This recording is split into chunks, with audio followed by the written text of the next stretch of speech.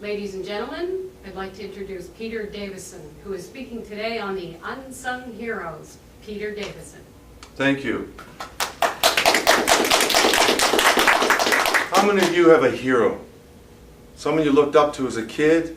Someone that was maybe a sports character or a personality, or someone that was famous in Hollywood, or maybe a famous person who made a difference in our society by inventing something really cool?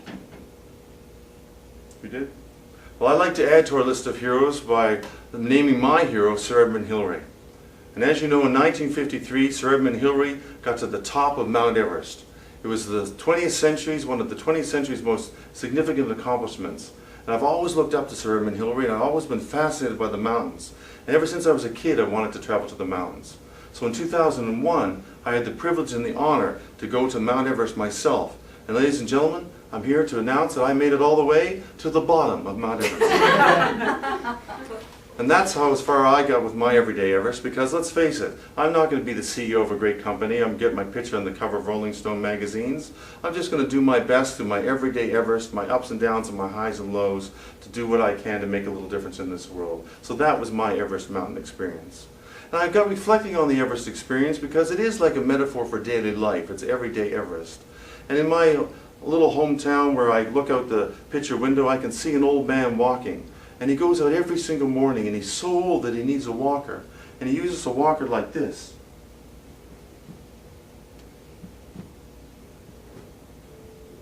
And he must be 85 if he's a day, because it takes him over an hour to get around the block.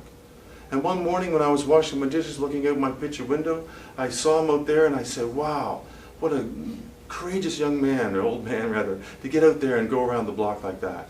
And while I was looking at him and thinking about his life, a little song came on the radio and went something like this. Bum, bum, bum, bum, bum, bum, bum, bum, bum, bum, bum, bum, bum, bum. You know the tune? Lean on Me.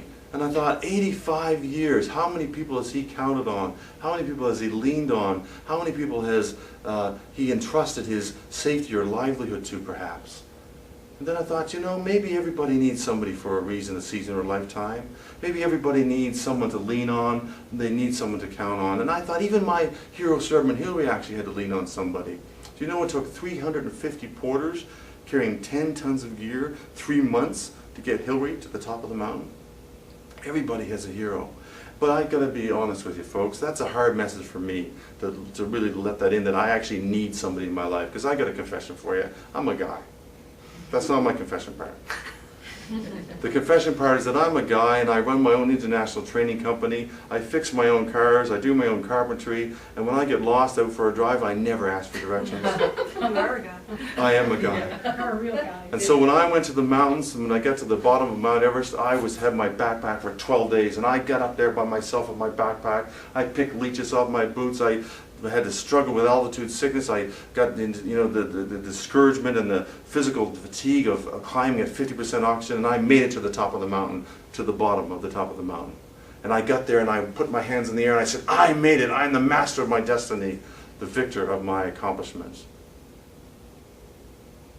And then it came time to come home. I was done. My journey was over. And I turned and put my one foot down, and I was going back down through the valley, out through Kathmandu and back home to Nova Scotia. And every step I took down the mountain, I thought of someone who cared for me. I thought of someone who would be proud of me because they invested their life force or life energy or their compassion and caring into my life. And I've even thought of my grade 1 teacher, Mrs. Lampshire. And I thought, you know, I'm not alone on that mountain. All those people that cared about me were on that journey with me, even though I thought I was by myself. I was leaning on people. I was leaning on the courage and encouragement that they took. And I thought about Mrs. Lampshire, my grade 1 teacher, because I have another confession to make, folks. I flunked grade 1. It's true, I blew grade 1. And back in the 1960s, they didn't recognize things like learning disabilities, but Mrs. Lampshire noticed that I was not ready to go on with my education. She held me back another year and gave me more support and care and nurturing. Now, I can't tell you where I would have been if I had been shoved through the system. I can't tell you that. But I know one thing for sure. I wouldn't have got to the top of that mountain, and I wouldn't be on this stage today if it wasn't for Mrs. Lampshire. She's my unsung hero. And I guess that's part of my message today, is for us to reflect on all the Mrs. Lamshards in our professional and personal lives, all the people that have made a difference for us or for our lifetime, and think a little about how you might want to thank them. I was lucky with Mrs. Lamshar. I had a cup of tea with her a year before she died. And I said, Mrs. Lamshar, I want to thank you for failing me in grade 1. And she said, well, you always were a special boy. And I said, Mrs. Lamshar, I want you to know that I went on to become a teacher. And like you, I tried to do my best to help others believe in themselves and see the best in other people. And I hope that by thanking her, I just gave a little bit of gratitude. But you know, the truth is, folks, you don't have to be standing there and having a cup of tea with your unsung hero. You can actually thank them by simply being the best person you can be.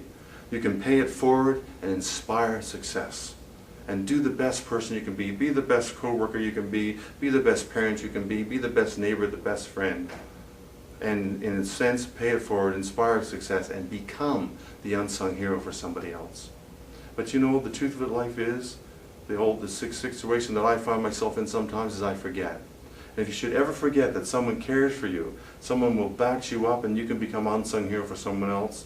And when you're going through your everyday efforts of your highs and your lows and your encouragement and your discouragement, and you feel so discouraged that you don't know where to go, then I'm going to suggest to you one little thing that I do. I hum myself a little tune, and it makes my life a little lighter. And it goes something like this. Bum, bum, bum, bum, bum, bum, bum, bum, bum, bum, bum, bum, bum, bum. Thank you very much.